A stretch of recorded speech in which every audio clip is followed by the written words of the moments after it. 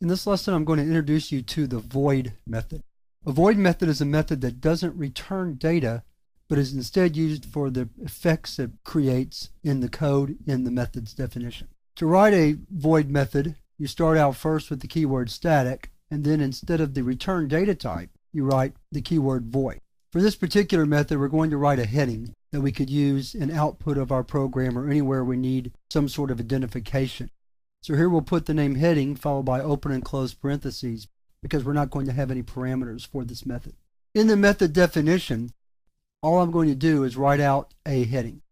So for example, a heading could consist of a row of asterisks followed by perhaps my name, somewhat centered in the heading, although maybe not exactly. I'm not worried about how it looks.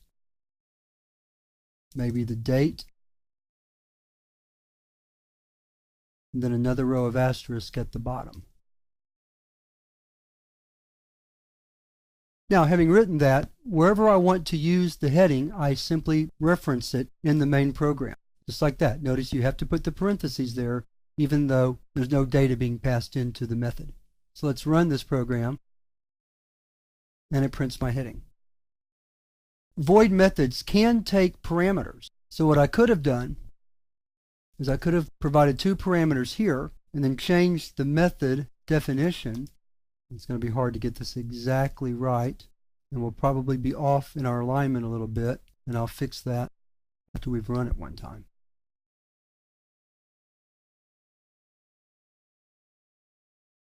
Then in my method call, I provide the data like so.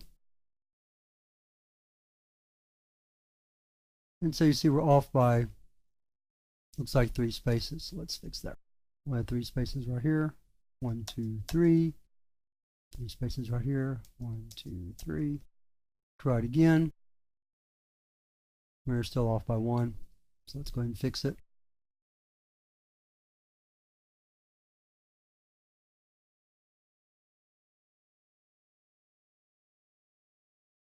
Void methods can be used for all types of things. At this point in the course, it's really hard to demonstrate too many more complex uses of void methods. Although in the next lesson, I am going to introduce you to a particular type of problem that really needs to be solved using void methods. And in fact, why don't we just go ahead and stop with this lesson and move right on to that next one, where we're going to talk about writing a program to swap the value of 2 variables.